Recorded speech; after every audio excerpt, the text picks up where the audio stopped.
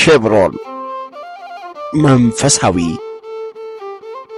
ሚዲያ። በስመ አብ ወወልድ ወመንፈስ ቅዱስ አሐዱ አምላክ አሜን። ሰላም ጤና ይስጥልን። ክቡራትና ክቡራን የኬብሮን ሚዲያ ተከታታዮች፣ ይህ ኬብሮን ምን እንጠይቅሎ መርሃ ግብራችን ነው። በዚህ ኬብሮን ምን እንጠይቅሎ መርሃ ግብር አስራት በኩራት መባ ምንድን ናቸው? እንዴትስ ልናወጣ ይገባናል? ትልቅ ጥያቄ እዚህ ጋር ተነስቷል። የአስራትን ገንዘብ ለቤተ ክርስቲያን ከመስጠት ይልቅ በአቅራቢያ ላለ ነዳያን ወይም ደግሞ በቅርብ ላለ ቤተሰብ ለተቸገረ ብንሰጠው መባ ወይም ስጦታ አይሆንም። አስራትን ለማን እንስጥ ነው? መጀመሪያ አስራት የሚሰጠው ለቤተ እግዚአብሔር ነው፣ ለእግዚአብሔር ቤት ማለት ነው። ለነዳያን ለተቸገሩ ሰዎች የሚሰጠው ምጽዋት ነው እንጂ አስራት አይደል። የሚያበረየውን በሬ አፉን አትሰሩ ነው መጽሐፍ ቅዱስ። አንዳንዴ ምዕመናን እዚህ ጋር አረዳዳችን መስተካከል አለበት። እኛ ትንሽዬ ገንዘብ ሰተን መመጻደቅ የለብንም። ኪዳኑ ቢታጎል ቅዳሴው ቢታጎል እኛው የምንጎዳው። ስለዚህ አስራት ይሄ ነው ዋና ዓላማው። ይሄን መረዳት ያስፈልጋል ማለት ነው። በዚሁ ላይ እንዴት እናወጣው? አሁን ስናወጣ ትልቁ ክፍተቶች የሚታዩበት ነገሮች አሉ። ስናወጣ አንዳንድ ሰዎች የቤተ ክርስቲያኗን ስርዓት ጠብቀው ደረሰኝ አስቆርጠው አስራታቸውን ያወጣሉ። አንዳንድ ሰዎች ደግሞ በሙዳየ ምጽዋት ውስጥ ይከታሉ። አንዳንድ ሰዎች ደግሞ ጡልኝ ወይም አውጡልኝ እያሉ ለካህናትም ለሌሎችም በእጅ እየሰጡ ሌሎች ሰዎች የሚደክሙበት ገንዘብ ተታለው ከቤተ ክርስቲያን የሚርቁባቸው መንገዶች አሉ። እንዴት አድርገን እናውጣ? ምን አይነት ስርዓት አላት ቤተ ክርስቲያን? የማውጫ መንገዱስ ምን አይነት ነው? መልካም። አሁን አስራት ከማውጣት ጋር እኛ ሪከመንድ የምናደርገው ወይም ቤተክርስቲያኗም እስከዛሬ የምትሄድበት መንገድ አለ።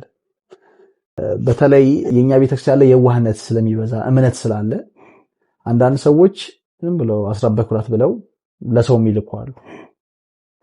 እንዲህ አይነት ነገሮችን አናበረታታምም አንደግፍም። ለምን? ገንዘብ በጣም ከባድ ነገር ነው፣ ሰው ያሳስታል። መጽሐፍ ቅዱስ ለሁለት ጌቶች መገዛት አትችሉም፣ ለገንዘብና ለእግዚአብሔር መገዛት አትችሉም። እና ገንዘብ የእግዚአብሔርን ያህል ነው ቦታ ያለው። ስለዚህ ገንዘብ ስህተት ውስጥ ሊከተን ይችላል። መስጠት ያለብን ከቻልን የመጀመሪያው መሆን ያለበት ቤተክርስቲያን ሞዴል 30 የምታስቆርጠው ሞዴል 30 ሞዴል 60 የሚባሉ አሉ፣ ደረሰኞች አሏቸው። ስለዚህ ሄዶ ቤተክርስቲያን የዕለት ገንዘብ ሰብሳቢ ሰዎች አሉ፣ እዛ ሄዶ አስራት በኩራት ነው ብሎ ደረሰኝ አስቆርጦ በትክክል ህጋዊ።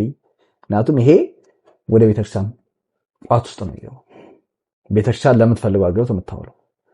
ሁለተኛ ደግሞ የተዘጋጁ ሙዳየ ምጽዋት ሳጥኖች አሉ፣ እዛ ውስጥም ብናደርገው ያው ቤተክርስቲያን ቆጠራ በምታደርግበት ወቅት ላይ ተመልሶ ለቤተክርስቲያን አገልግሎት ነው የሚውለው። ከዛ ውጪ ግን በግለሰብ ደረጃ የሚደረጉ የገንዘብ ልውውጦች ወይንም አስራት የሚሉ ነገሮችን ብናስቀራቸው መልካም። ያንንም ሰው ከመጠበቅ እኛም ደግሞ ለምንፈልገው ዓላማ ከመዋሉ ማሻገር ማለት ነው። ስለዚህ አጥቢያ ደብራችን ላይ ላሉ በትክክል ቤተክርስቲያኗ ለወከለቻቸው ለዛ ስራ የተሰማሩ አካላቶች አሉ። በእነሱ በኩል በሞዴል 30 ደረሰኛችን አስቆርጠን ያንን ደግሞ እድል የማናገኝበት ሁኔታ ደግሞ ካለ በትክክል ቤተክርስቲያኗ ውስጥ ባሉት ሙዳየ ምጽዋት ውስጥ በማድረግ አስራታችንን ማውጣት እንችላለን ማለት ነው። አንዳንድ ቦታ ላይ የምናያቸው ነገሮች አሉ። ሱቆች ወይም ግሮሰሪዎች አካባቢ ላይ ሙዳየ ምጽዋት ተብለው ይቀመጣሉ። እነሱስ ትክክል ናቸው? አዎ፣ እነዚህ አይነት ነገሮች በተለይ የክፍለ ሀገር ቤተክርስቲያናት ላይ ለሆነ ሀገር ቤተክርስቲያን ማሰሪያ የሚል ነገር እናያለን። ግን በዛ ብዙም ቤተክርስቲያን ቃሚ ሆነ አላየኋትም። መጠጥ ቤት የገባ ሰው ለየትኛው ሃይምሮ አቅሉ በምን ሂሳብ አስቦ ነው ለቤተክርስቲያን ማሰሪያ ብሎ ከስንት አንድ ነው እንትን የሚያደርገው? እና ቤተክርስቲያን ደግሞ ከምታስበው ዓላማ እንዲህ አይነት ነገር ውስጥ የገባችው ቤተክርስቲያን ሰው አስራት በኩራቱን ማውጣት ስላልቻለ በትክክል ለአለበት ለሚገለገልበት ደብር ማገዝ ስላልቻለ እና እንዲህ አይነት ቦታ ላይ ቤተክርስቲያን ተገዳ ተቸግራ ነው እንዲህ አይነት ነገሮችን እያየን ያለው። ግን ይሄ በተለይ በየመጠጥ ቤቱ በየግሮሰሪው የቤተክርስቲያን ንዋየ ቅድሳት ሙዳየ ምጽዋት አስቀምጦ ገንዘብ መሰብሰብ ተገቢ አይደለም። ባለንበት ጊዜ በከተማ ህይወታችን እንዴት አድርገን በኩራታችንን እናውጣ? የሚል ጥያቄ መጥቷል። ከተማ ላይ ስንሆን ብዙ ፍላጎቶች ይበዛሉ። ከተማ አካባቢ የመጀመሪያው ነገር መረዳት ያለብን የምናደርገው ነገር የበለጠ በረከት እንደሚያመጣ መረዳት ያስፈልጋል። ወንጌል ላይ ያቺ እናስታውሳለን፣ መበለቷ የነበራትን አንዷን ሳንቲም ነው አይደል ሰጠች የሚለው። ሌሎቹ ከትርፋቸው ነው ሲሰጡ የነበረው እና ክርስቶስ ከመዝገብ አንጻር ሆኖ ይመለከት ነበር ይላል። ባለጸጎቹ ከነበራቸው ከትርፋቸው ነው ሲሰጡ ያየው። እሷ ግን የነበራትን አንዷን ሳንቲሟን ሰጠች። ከዛ ክርስቶስ ምን አለ? ከነዚህ ሁሉ አብልጣ እሷ የሰጠችው አለ። አሁን በሰው እይታ፣ በሰው አይምሮ፣ በሰው አይን ካየነው ከሌሎቹ እጅግ በጣም ትንሽዬ ስጦታ የሰጠችው ይቺ ሴት ናት። ምናልባት እኮ ባለጸጎቹ እኮ በብዙ በጣም ብዙ ብሮች ነው የሰጡት። የመጀመሪያው ነገር እግዚአብሔር የሚያየው የሰጠነውን ብዛቱን ሳይሆን የሰጠንበትን ልብ ነው እግዚአብሔር የሚያየው። ስለዚህ አሁን ከተማ ላይ ስላለን ፍላጎቶቻችን ብዙ ስለሆኑ ምንድነው መስጠት ያለብን፣ እንዴት ነው ማውጣት ያለብን የሚለው ነገር መጀመሪያ የኛ ልብ ነው የሚታየው። እግዚአብሔር ይፈትን እግዚአብሔር ልብ ወኩላታ ይላል ቅዱስ ዳዊት። እግዚአብሔር ልብን ኩላሊትን ይመረምራል። እግዚአብሔር ወደ አቤልና ወደ መስዋዕቱ ተመለከተ ነው። መጀመሪያ የአቤልን ልብ ነው ያየው እግዚአብሔር። መነሻችን ምንድነው? መንሰጥበት ነው። ከልብ ካለቀሱ እንባ ይገድም ይባላል። ሰው የመስጠት መነሳሳት ካለው ውስጡ ኢንተረስት ካለው ብዙ ነገር ለእግዚአብሔር መስጠት ይችላል ማለት ነው። ስለዚህ አሁን ወደ ከተማው ስንመጣ ምን እንስጥ? ለምሳሌ በኩራት ከተባለ ከስራችን የመጀመሪያውን ደሞዛችንን ለእግዚአብሔር መስጠት ያስፈልጋል። ምክንያቱም ሰጪው እግዚአብሔር ነው። ነገ በበረከት ይጎበኛል ብለን ብናስብ፣ እሺ ብትሉ ብትታዘዙ የምድርን በረከት ትበላላችሁ። ምድራዊ ክብር ሰማያዊ ዋጋ እናገኝበታለን። ይሄ ነው። ስለዚህ ከበኩራት የመጀመሪያውን ነው። አስራት ግን ብዙ ነገር ማድረግ እንችላለን። ለምሳሌ ከደሞዛችን ከ10 አንድ ብንሰጥ፣ ከጊዜያችን አስራት ብናወጣ፣ የጊዜ አስራት። ሰው ፊልም እያየ ብዙ ነገር ያባክን የለ አሁን ከተማ ላይ ሻይ ቤት ረጅም ሰዓት ያሳልፍ የለ።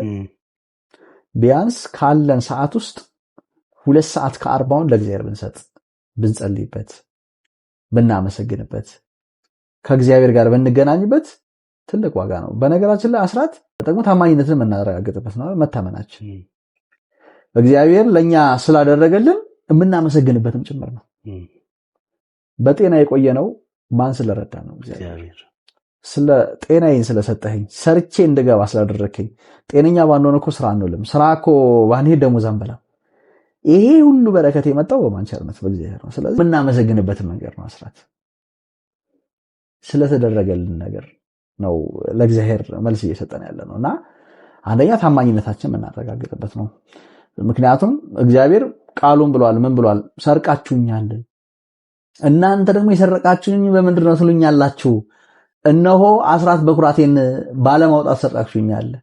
ከዛስ በኋላ አስራቴን አውጡ፣ በኩራቴን አውጡ፣ ይሄንን አድርጋችሁ የሰማዩን መስኮት ባልከፍትላችሁ፣ በረከቱን ባላበዛላችሁ ኑ እንዋቀስ ይላል ትንቢተ ሚልክያስ ምዕራፍ 3 ላይ ኑ እንዋቀስ ይላል እግዚአብሔር። ይሄንን ሁሉ አድርጋችሁ በረከቱን ባላመጣ ውቀሱኝ ይላል እግዚአብሔር። እግዚአብሔር ደግሞ የተናገረውን የማያስቀር አምላክ ነው። ይሄን እናምናለን። ስለዚህ አስራትን ማውጣት ጽድቅን መፈጸም ነው። ብትወዱኝ ምንን ጠብቁ ነው? ትእዛዜን ጠብቁ። የእግዚአብሔር ትእዛዝ ምንድነው? አስራቴን አውጡ። ጽድቅን መፈጸም ጭምር ነው ማለት ነው። ስለዚህ እኛ እዚህ ያለን ሰዎች ከደሞዛችን ባንችል የጊዜ አስራት ማውጣት ያስፈልጋል። እያንዳንዷን ነገር በእግዚአብሔር ፊት ማቅረብ ተገቢ ነው። እያንዳንዷን ነገር ማለት ነው። ምክንያቱም ሁሉ ነገር የሚሆነው በእግዚአብሔር ፈቃድ ስለሆነ፣ ሁሉን የምናገኘው በእግዚአብሔር እጅ ስለሆነ እና ከእግዚአብሔር የወሰድነው እንጂ ያልወሰድነው ምን አለ?